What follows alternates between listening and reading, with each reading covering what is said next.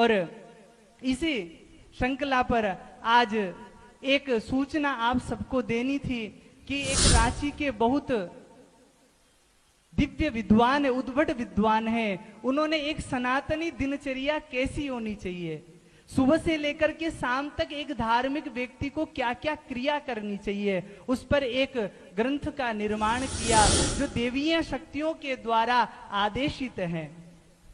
तो उसका विमोचन भी हम आचार्य श्री कृष्ण किंकर गुरुजी के कर कमलों के द्वारा करवाएंगे।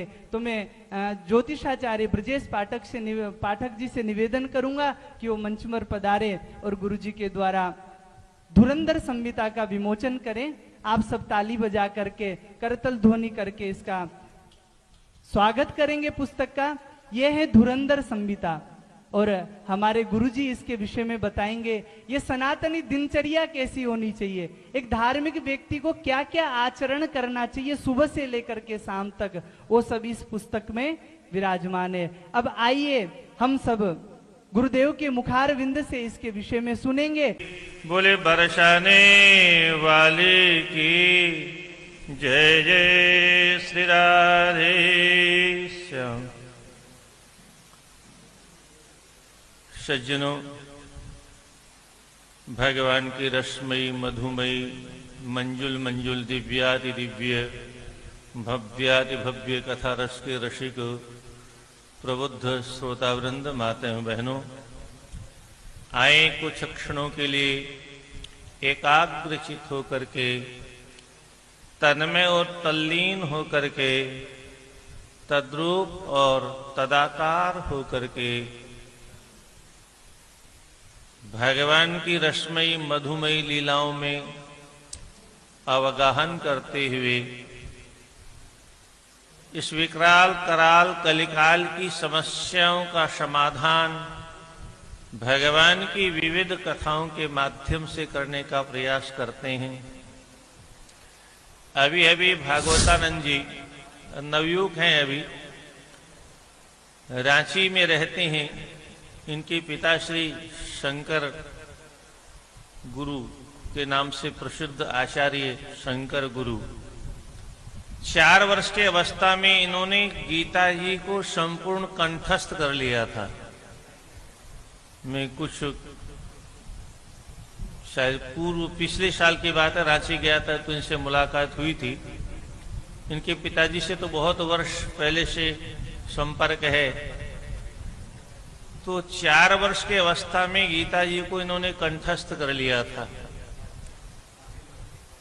एक श्लोक में आपको सुनाता हूं। सत्यम वच्मि हितम वच्मि सारम वच्मि पुनः पुनः संसार सागरे संसार सार रूपेस्मिन् सत्यम हरिसमर्चनम् संसार सार रूपेस्मिन् सत्यम हरिसमर्चनम्। आचार्य भागवतानंद जी कहते हैं सत्यम वच्मि, और वस्तुतः सत्य ही बोलना चाहिए। कहते हैं मैं सत्य कहता हूं।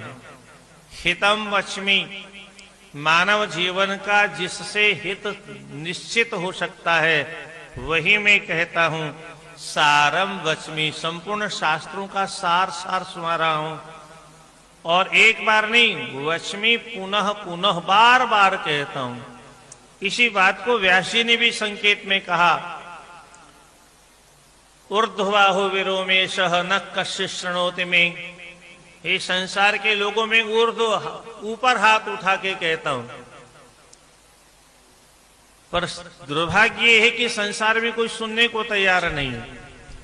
सारम वच्मि पुनः पुनः, संपूर्ण शास्त्रों का जो सार है वो बार बार आप लोगों को सुना रहा हूं।